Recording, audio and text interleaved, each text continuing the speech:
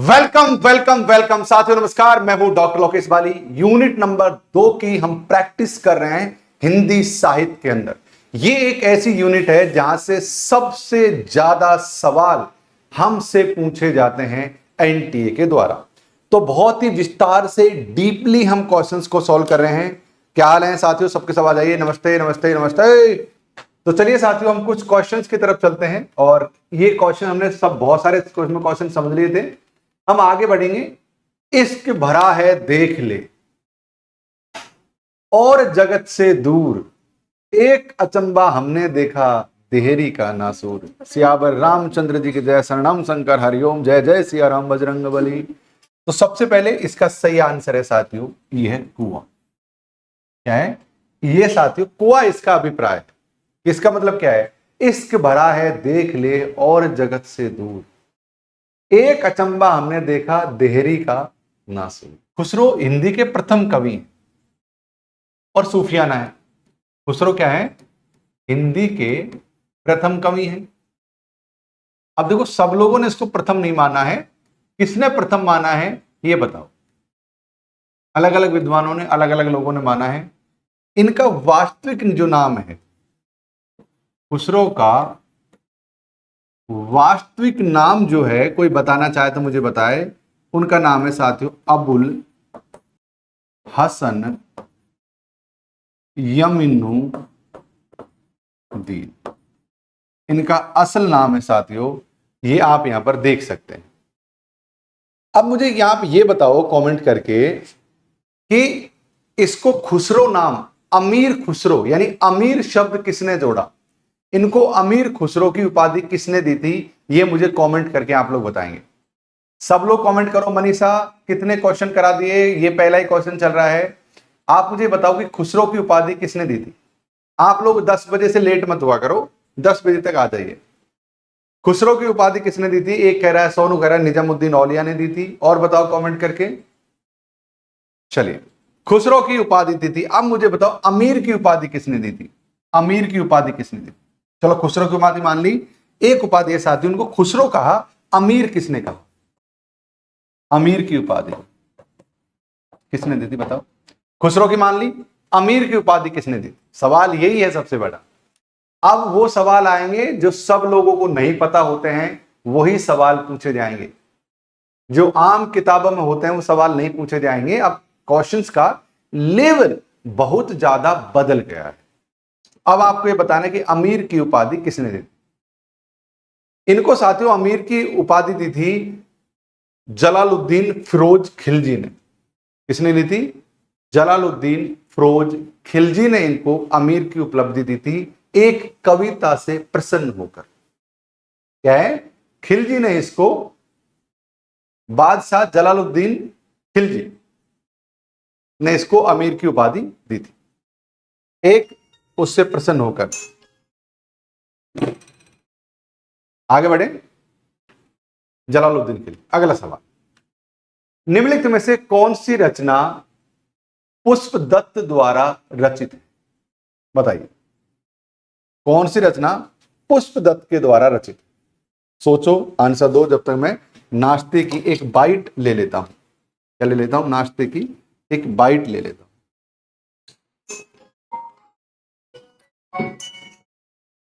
हाँ भाई बोलो। पेपर में क्लास 9 बजे होती है बेटा। अभी मेरी क्लास चल रही है, तुम ना 1 घंटे बाद फोन करो, क्लास चल रही है। चलो भाई साहब करिए।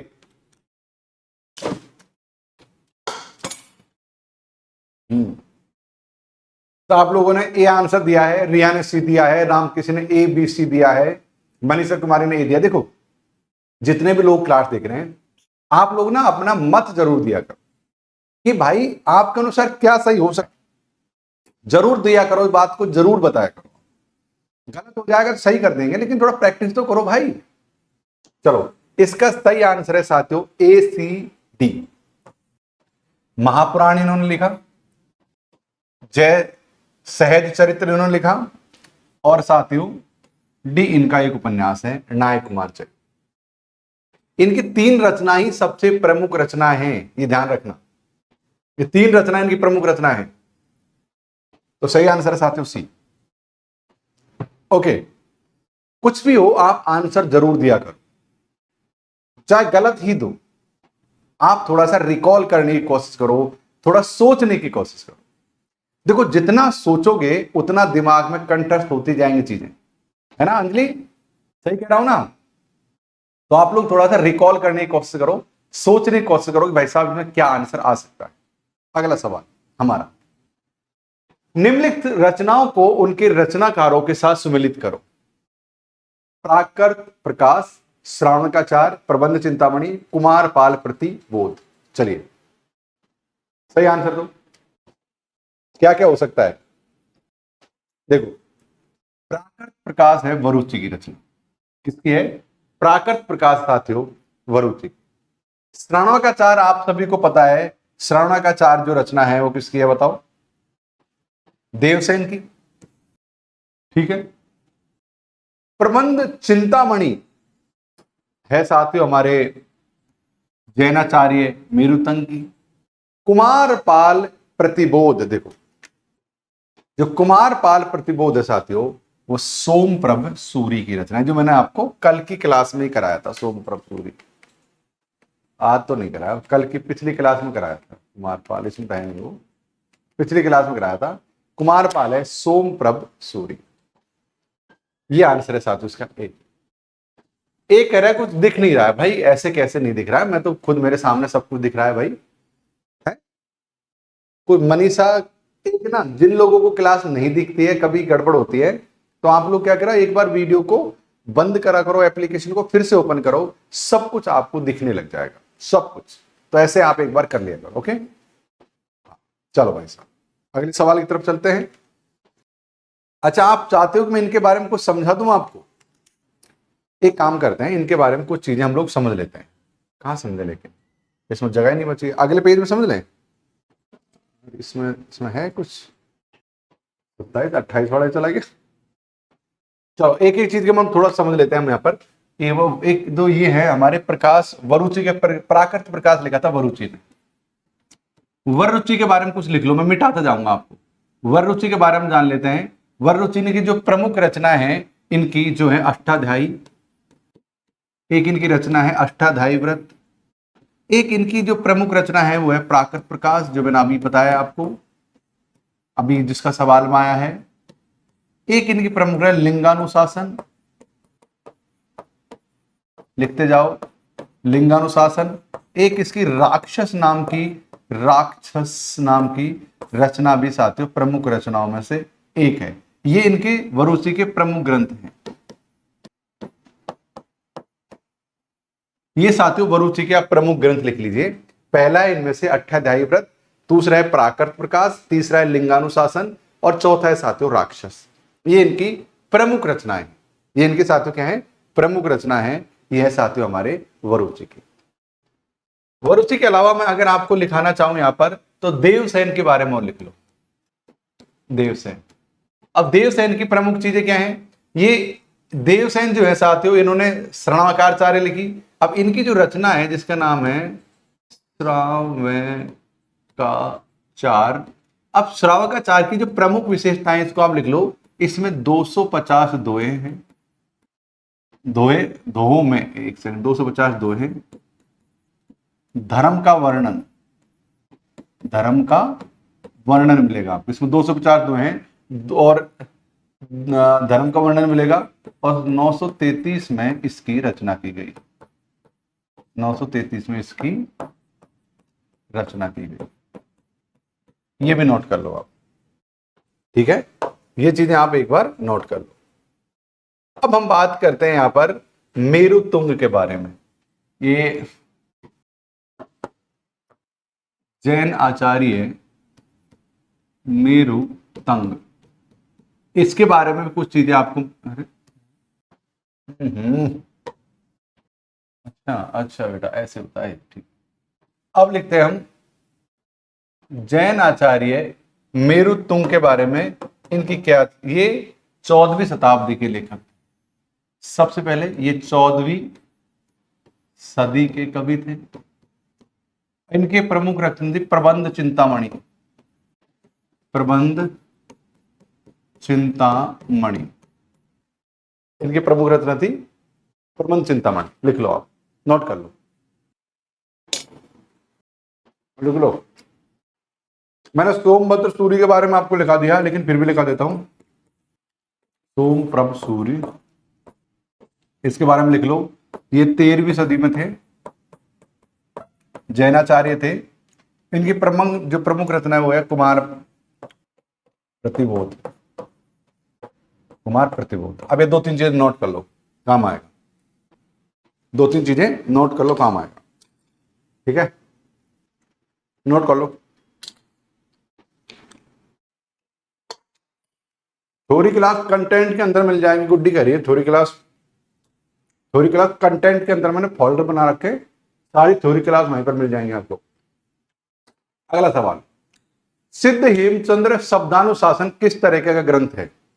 चलिए भाई साहब, व्याकरण संबंधी, ज्योतिष संबंधी। सबसे पहले तो सिद्ध हेमचंद्र किसका है? तो हेमचंद्र का ग्रंथ है।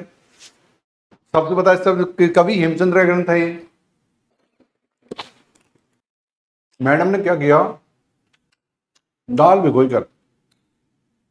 भिगोकर स्प्राउट बनाए, फिर उसमें प्याज टमाटर खीरा काट कर मुझे पकड़ा, क्योंकि मैं दिन में बिजी था। मैंने भाई करो, बोले भूखे भजन न होत गोपाला। अब व्याकरण संबंधी ग्रंथ है, सही आवाज से सही है इसका। अभी व्याकरण संबंधी ग्रंथ से 5 अंग थे। इसके कितने अंग थे? 5 अंग हैं इसके। पहला अंग है मूल पाठ, इसके 5 अंग है, ध्यान रखना। मूल पाठ, इसके बाद में साथों धातु पाठ, इसके बाद में गण पाठ, चौथा है साथियों, 3 याद कर लो, एक चौथा मुझे याद नहीं आ रहा, तो 5वां है लिंगानुशासन, एक मुझे याद नहीं आ रहा। ये बात आप लोग याद करके बता दो, आप लोगों को याद हो तो बता दो। तो ठीक से समझ नहीं आती क्लास, ढूंढने में ही रह जाती हूँ। तुमसे मैंने बात की थी तब तो बहुत चतुर लग रही थी तुम, सॉरी। जब तुमसे हमने बात की जब तो बहुत चतुर लग रही थी कि खरीद के बेच के आ जाओ सबको, और तुमको क्लास नहीं मिल रही। बिल्कुल फोल्डर बना रखा है unit by unit, unit number 2 का फोल्डर बना रखा है बड़े प्यार से, खूब आंधे लोगों को भी दिख जाएगी क्लास। तो कंटेंट के अंदर देखो, लाइव क्लासेस को हटाकर मैं कंटेंट में डाल देता हूं सिस्टमेटिक तरीके से, वहां मिलेगी। तो ये है साथियों व्याकरण संबंधी ग्रंथ जिसका हमने सही आंसर किया। सिद्धों से संबंधित रामचंद्र शुक्ल के कौन से कथन सही हैं? जो सिद्धों से संबंधित है, आपको यहां याद रखना है, वे सिद्धों से संबंधित कौन से चीजें हैं जो उनकी सही है और बाकी और गलत है। कंटेंट में यूनिट 1 का फोल्डर बनाया नहीं बेटा, अभी बनाएंगे। नहीं, मुझे पता है मुंशी का, बनाया नहीं है मैंने, बनाऊंगा। करो। वज्रयान में आकर महासुखवाद का परिवर्तन हुआ।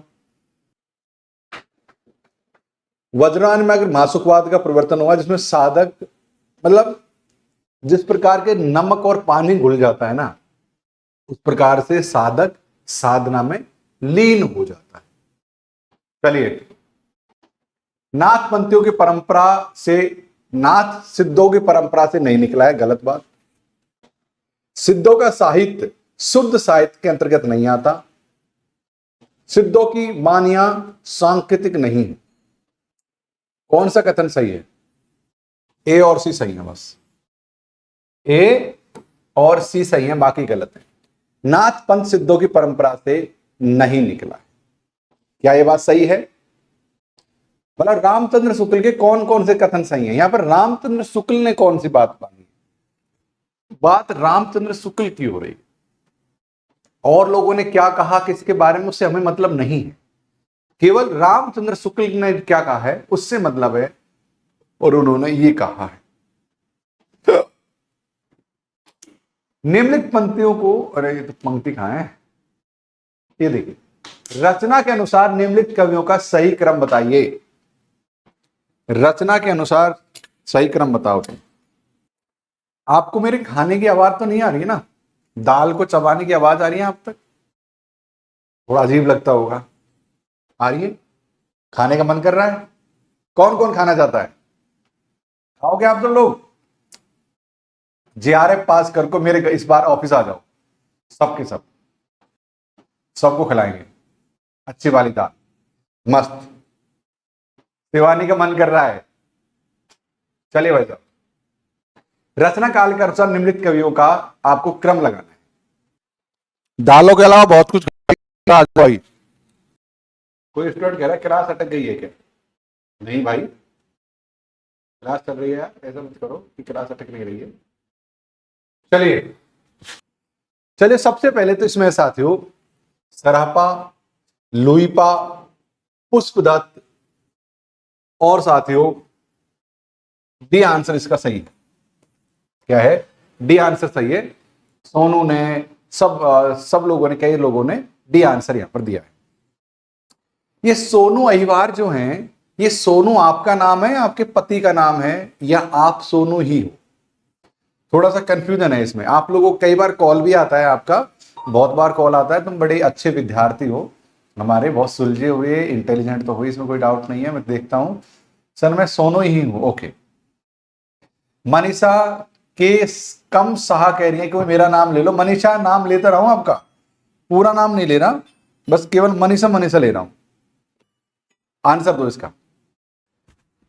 हाँ भाई चलो, आ जाओ बंधु, आ जाओ।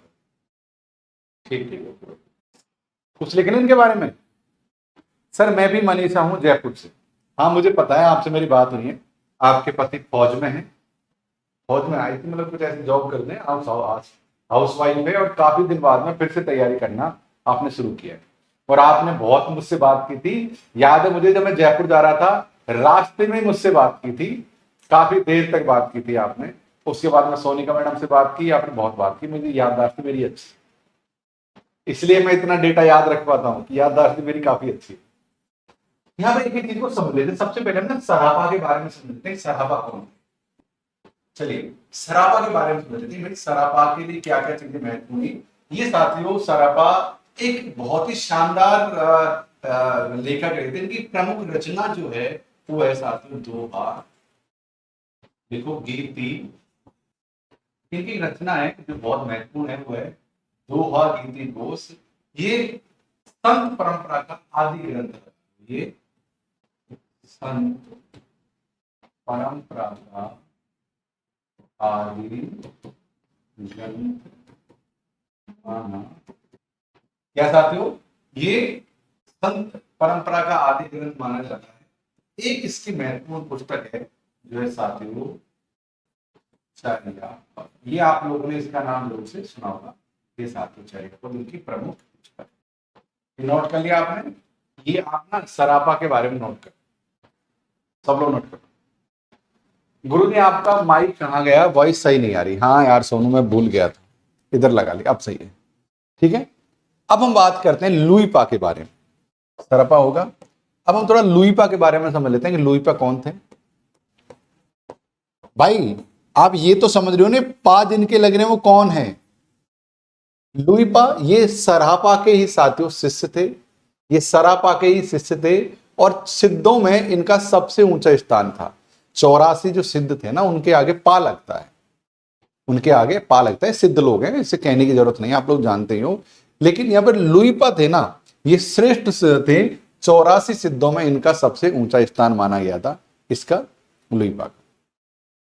अच्छा, अब हम एक लुईपा के बाद में एक और हैं जिनके बारे में जान लेते हैं। वह साथियों ये वाले पुष्पदत्त को रहने देते हैं, अधहामण के बारे में जान लेते हैं। ये कौन थे? कौन जानता है? कि कोई जानता है इनके बारे में? कौन है ये? आपने किसी ने संदेश रासक नाम की रचना सुनी है? संदेश नासक, ये इन्हीं का नाम है साथियों, अब्दुल रहमान। अब्दुल रहमान इन्हीं का नाम है। हाँ सोनू ने बोल दिया ना अब्दुल रहमान। वेरी गुड सोनू, बहुत बढ़िया, ये हुई ना बात। अब्दुल रहमान इन्हीं का नाम है और इन्होंने संदेश रासक लिखी थी। अब हम बात करते हैं अगले क्वेश्चन की तरफ, वो है अपभ्रंश या प्राकृत भाषा हिंदी के पद्यों का सबसे पुराना पता तांत्रिक और योग मार्गी बौद्धों की सांप्रदायिक रचनाओं के भीतर विक्रम और 7वीं शताब्दी के अंतिम चरण में लगता है, ये कथन किस आलोचक का है? बताइए, ये कथन किस आलोचक का है? आप लोग इसके बारे में आंसर दीजिए। शुक्ल जी का है, द्विवेदी जी का है, रामविलास शर्मा का है, किसका है?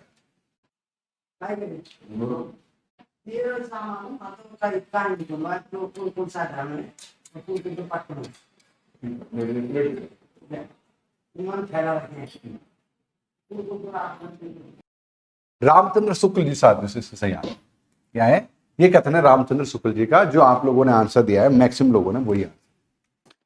शब्द सहाव पयास गाथा या साहित्य की प्राकर से निम्नलिखित में से किसने रूपांतरित किया था? वरुचि देवसेन, पुष्पदत्त या माइलब्ध धवल? बताओ। आप लोगों ने सबने सही आंसर दिया है माइल धवल। इसका सही आंसर है साथियों माइल धवल। लेकिन इसके बारे में कुछ एडिशनल जानकारी हम जान लेते हैं। सबसे पहली एडिशनल जानी है कि यह रचना आदिकाल के जैन साहित्य से संबंधित है। ये साथियों क्या है? आदिकाल के जैन कायन से संबंधित। दूसरी और महत्वपूर्ण रचना है, ये आदिकाल के जैन साहित्य से संबंधित है और साथियों ये दव्य सहाव पयास का अन्य नाम क्या है? अन्य नाम है साथियों, ये है, इसका है बृहद ने चक्र। इसको मोस्ट है, इसको याद रखना।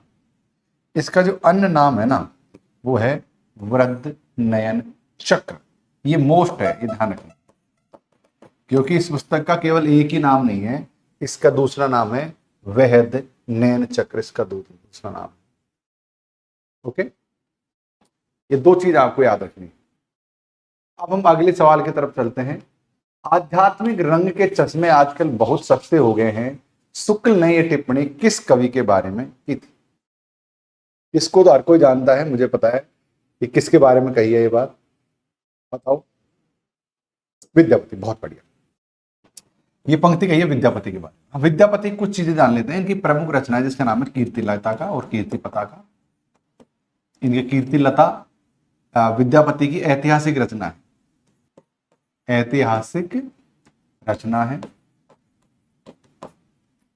विद्यापति को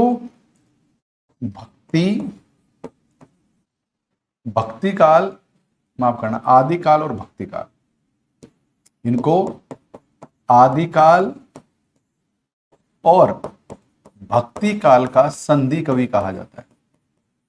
भक्ति काल का संधि कवि, ध्यान रखना, स्टॉप, इस संधि कवि कहा जाता है इनको साथियों। भक्ति काल को संधि कवि कहा जाता है।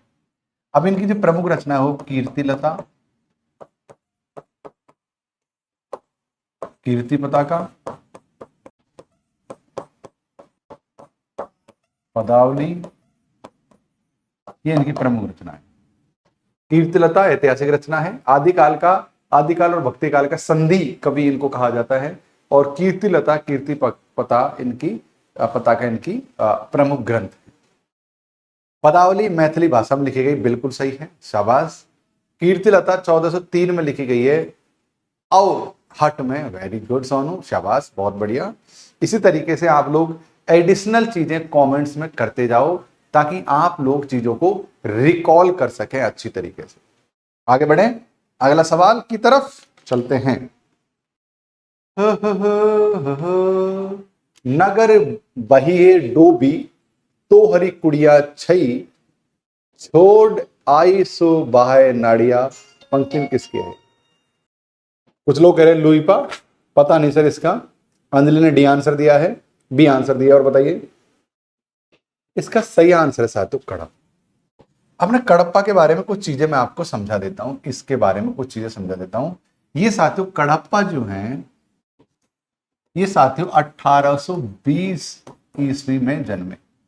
इनका जन्म हुआ था 1820 ईस्वी में। और ये कडप्पा जो है साथियों जलंधर पा के शिष्य हैं और इन्होंने कडप्पा 1820 ईस्वी में जन्मे, जलंधर पा के शिष्य हैं। और बताओ कुछ एडिशनल चीजें कडप्पा के बारे में। लुई पा का जन्म हुआ था 773 ईस्वी और ये सरहपा के शिष्य थे। सरहपा के शिष्य। सर कर्नाटक में कडप्पा का जन्म हुआ। अगले क्वेश्चन तरफ चलें। रामचंद्र शुक्ल के अनुसार निम्नलिखित में से अमीर खुसरो के बारे में कौन सी बातें सही है। अब यहां पर शुक्ल जी ने किसके बारे में क्या बात सही बताई है, इसका हमको यहां पर साथियों आंसर देखना है कि क्या बात यहां पर शुक्ल जी ने अमीर खुसरो के बारे में बताई है कि सही क्या है और गलत क्या है। सोचो, वे फारसी के बहुत अच्छे ग्रंथकार और अपने समय के नामी कवि थे। ये बड़े ही विनोदी, मिलनसार और सहृदय थे। इनमें उक्त वैचित्र का नितांत अभाव था। क्या आंसर हो सकता है बताइए। ए, बी, डी। ये अच्छे ग्रंथकार थे, विनोदी थे और साथ ही उनकी पहेलियां मुकरियां बहुत प्रसिद्ध है। बिल्कुल डी आंसर यहां पर बिल्कुल सही है। अब देखो, अब हम इसके बारे में कुछ और चीज जान लेते हैं खुसरो जी के बारे में। अब खुसरो का असली नाम अब्दुल हसन खुसरो का नाम तो हमने बोल रहे हैं। खुसरो के कुछ बारे में चीजें जान लेते हैं। अब खुसरो को सबक ए हिंद नाम से जाना जाता है। क्या जाता है इसको? सबक ए हिंदी के नाम से भी जाना जाता है। सबक ए हिंदी नाम से भी क्या साथियों जाना जाता है। हाँ सोनिका जी, तो घंटे तो बजाओ। अरे भाई, कोई और की घंटी बजा रही हो, आप अपनी नहीं बजा रही हो। खोल दिया था ये तो कह रही खोल दिया नीचे। एक बार फिर भी टोक देना उसको ना, कल तेरी कही हुई बात का असर नहीं हुआ है। ये साथियों औलिया के शिष्य थे। ये साथियों निजामुद्दीन, ये निजामुद्दीन औलिया के शिष्य थे। आप भी समझ लो कि ये क्या थे, निजामुद्दीन औलिया के शिष्य थे। सर आपने खुसरो का जन्म पटियाला में बताया, नहीं मैंने पटियाली में बताया। कल आपने पटियाली में बताया। गुरुजी खुसरो का जन्म आपने पटियाला में बताया था पुरानी क्लास में, और कल आपने पटियाली में बताया था। ये थोड़ा सा ना, ये थोड़ा प्रिंटिंग का वो है, मैं भी इसमें थोड़ा कंफ्यूज हूँ। पटियाला पटियाली, भाई इसको पटियाली माने या पटियाला माने पुराने गांवों के, तो मैं थोड़ा सा देखूंगा इसको और फिर मैं तुमको करेक्ट करूंगा, क्योंकि कई जगह इसको पटियाला लिख रखा है, कई जगह इसको पटियाली लिख रखा है। अब मैं तो उस समय था नहीं, मैं तो आज पैदा हुआ हूं, तो थोड़ा सा मुझे और करेक्ट करने दो कि जो पुरानी किताब है उसमें क्या लिख रखा है। जो नई किताबों में तो कोई कहीं से कुछ भी छाप रहा है, तो कोई पटियाली बोल रहा है, कोई पटियाला बोल रहा है। तो अभी हम एक बार उसको देख लेंगे, फिर निश्चित कर लेंगे इसको। सर नोट्स में पटियाली ही है, मेरे ख्याल से तो पटियाली होना चाहिए, लेकिन पटियाला एक शब्द ऐसा है ना कि जो जल्दी उच्चारित होता है तो लोग उसको उसका भ्रंश बना दिया हो। रामचंद्र शुक्ल के अनुसार दयाश्रय काव्य के रचयिता कौन है? तोता हिंद भी, अमीर खुसरो को तोता हिंद भी कहा जाता है। अमीर खुसरो को तोता हिंद भी कहा जाता है। इस चीज का ध्यान रखना, अमीर खुसरो को तोता हिंद भी कहा जाता है। सही आंसर साथ ही उसका हेमचंद्र, जो आप लोगों ने दिया है, इसका सही आंसर हेमचंद्र। हेमचंद्र का एक बहुत ही प्रमुख ग्रंथ है जिसका नाम है साथियों सिद्धा हेम शब्दानुशासन। सिद्धा हेम शब्दानुशासन एक इनका बहुत ही प्रमुख ग्रंथ है, बहुत ही प्रमुख ग्रंथ है इनका। एक पुष्पदत्त की कोई रचना बताऊं? इनकी रचनाएं लिख लो। इनकी जो प्रमुख रचना है पुष्पदत्त की, वह है साथियों महापुराण। देखो, एक रचना है इसकी महापुराण, एक है साथियों नायक कुमार, है ना, एक है साथियों जस हरचर्यु, ये प्रमुख रचना है। मेरुतंग के बारे में जान लेते हैं क्या हम यहाँ पर? मेरुतंग की रचना, मेरुतंग के बारे में जान लेते हैं। देखो, जो हमारे मेरुतंग की रचना है जो है प्रबंध चिंतामणि, प्रबंध चिंतामणि, उसी की एक है एकावली।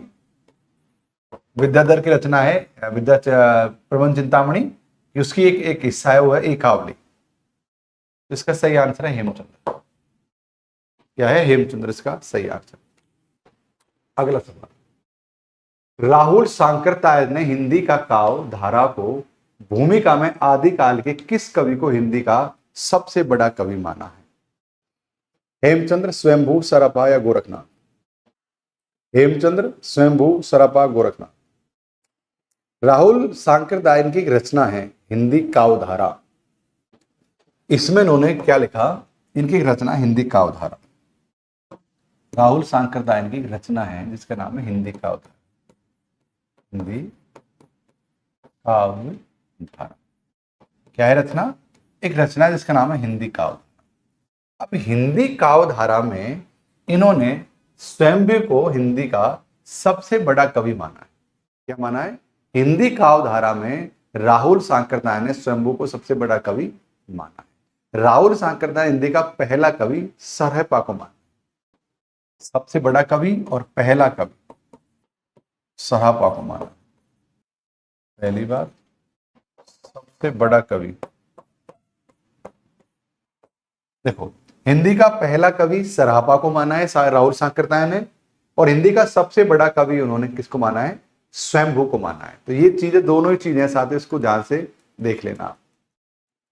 अब देखो, हजारी प्रसाद द्विवेदी ने हिंदी का प्रथम कवि अब्दुल रहमान को माना है, ये ध्यान रखना। हिंदी का पहला कवि सरहपा ने पहला कवि सांकृत्यायन ने किसको माना? सरहपा को माना। जबकि द्विवेदी ने किसको माना है? अब्दुल रहमान को।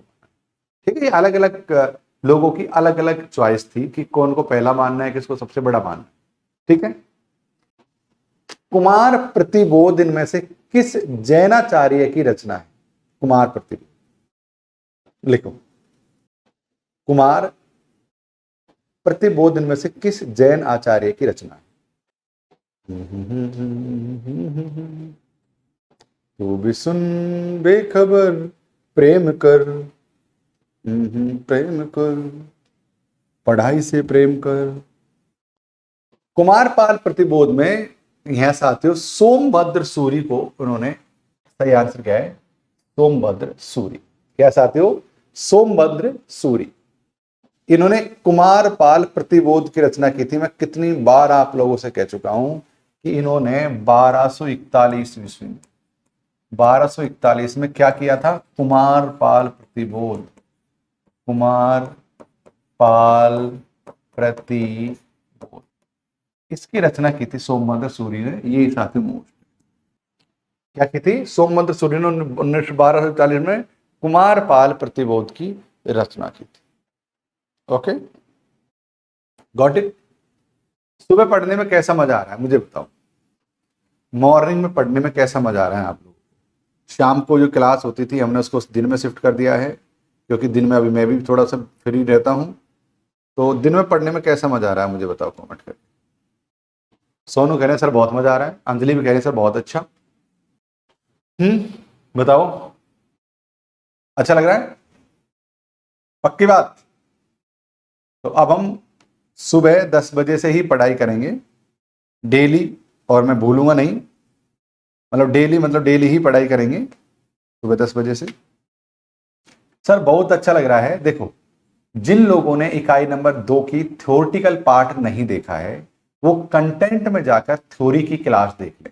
जैसे कुछ बच्चों ने अभी ज्वाइन किया है, 10 दिन पहले, 2 दिन पहले, 5 दिन पहले, उन सबसे मैं कह रहा हूं कि जिन लोगों ने इकाई नंबर 2 नहीं देखा है वो कंटेंट में आकर जाकर, कंटेंट देखो, एक है लाइव कंटेंट डेमो, कंटेंट में देखोगे तो वहां पर मैंने इकाई नंबर 2 का फोल्डर बना रखा है और लगभग 50 क्लास है। तुम फटाफट फटाफट फटाफट फटाफट सबको देख डालो, तुम इकाई 2 को बहुत शानदार तरीके से समझ जाओ। ओके, हाँ। सो गुरु जी कल रात में 10 बजे देखकर और सुबह मम्मी ने बताया कि 10 बजे से क्लास उठ गए। क्या बात है, बहुत बढ़िया। तो मेरा कहने का मतलब है कि तुम उन क्लासेस को देखोगे ना तो तुम्हारे लिए बहुत आसान हो जाएंगी चीजें। और बताओ, देखो हिंदी साहित्य को तुम पढ़ो और प्रैक्टिस करो। अनुस, आपको बात करनी मुझसे, वहां हो जाएगी, आप फोन कर लेना और मैडम से बोलना कि कोई सर से बात करनी है, पर क्या बात करनी बोल दो आप मुझे, बताओ आपको क्या बात करनी, मैं यही जवाब दे देता हूं अभी। देखो जो नए स्टूडेंट है जिन्होंने अभी आईटी एडमिशन लिया है, उनसे कहूंगा कि कंटेंट में जाकर पूरी क्लास को देख लो। गुरुजी 12 बजे तक क्लास रखिए। हाँ, मैं 12 बजे तक ही क्लास रखूंगा। आज ने कल एक फ्रीज मंगाया था, तो उसका इंस्टॉलेशन करने वाला बाहर बैठा हुआ है एक लड़का, तो मैंने उसको रोक रखा था भाई मैं 11:15 तक क्लास लूंगा, तो 12 बजे तक 2 घंटे क्लास रख लेंगे, उसकी चिंता नहीं है, उसी को रखेंगे आगे। पर कोई वेट कर रहा है मेरा, तो मैं चलो 11:15 तक ले लेते हैं, फिर और ले लेंगे।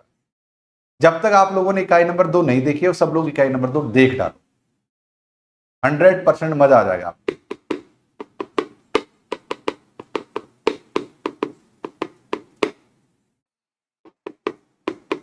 कुछ बात करनी है मुझसे, सवाल करना है तो कर लीजिए, मैं यहीं खड़ा हूं आप लोगों के सामने। बोलिए महाराज, बोलिए। Sir 3 time revision unit.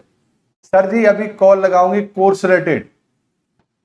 हाँ भाई, कोर्स रिलेटेड लगाओगी तो अभी बात कर लूंगा, आप बोल दो ना मैडम से, सर से अभी क्लास में बात हुई थी, बात करा दो, हो जाएगी। और बोलो। सर हिंदी में पीएचडी कैसे करें मनीषा कुमारी? पहले नेट पास करो तुम मनीषा, उसके बाद में रास्ते खुलेंगे। सर जो आप क्वेश्चन करा रहे हैं उनमें से हम गलत नहीं कराएंगे, बिल्कुल गलत नहीं करना है, बिल्कुल। आप बहुत जबरदस्त तरीके से यूनिट 2 पढ़ाए हैं, शिवानी कह रही है। हाँ सिर्फ शिवानी देख ली है। ओके, मनीषा पीएचडी कैसे करें? पहले आप सर पकड़ कैसे बनाएं? ओ हो, पकड़ बनाने के लिए तुमने क्या बहुत दिन से छोड़ दी है क्लासेस?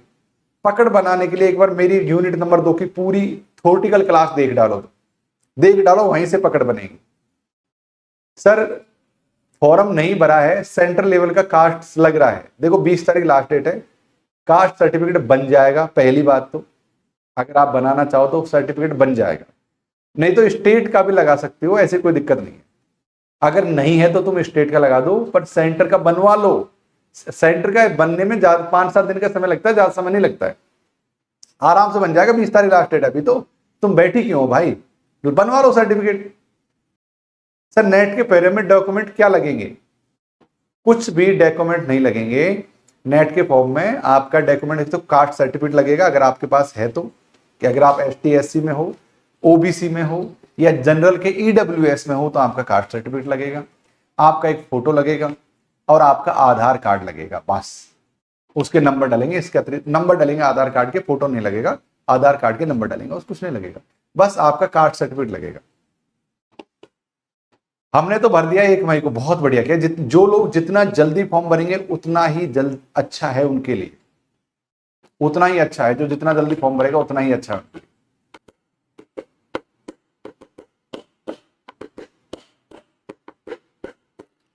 सर अभी साइट नहीं चल रही है गुरुजी।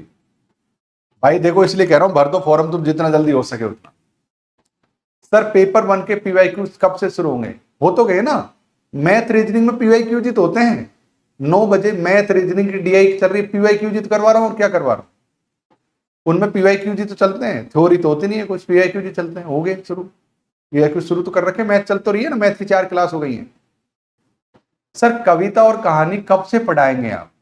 कविता और कहानी का फोल्डर बनाया हुआ है, आपके ज्वाइन करने से पहले ही पढ़ाया था। कंटेंट के अंदर देख लो, फोल्डर पर मिल जाएगा। और इकाई नंबर 1 जो जस्ट अभी खत्म करी है, उसका मैंने फोल्डर नहीं बनाया है, मैं उसका भी फोल्डर बना दूंगा, उसके नोट्स भी अपलोड कर दूंगा। हाँ रिसर्च का मैंने PDF नहीं डाला है, मैं डाल। चलिए guys, thank you so much, love you all, thank you. कल मिलते हैं।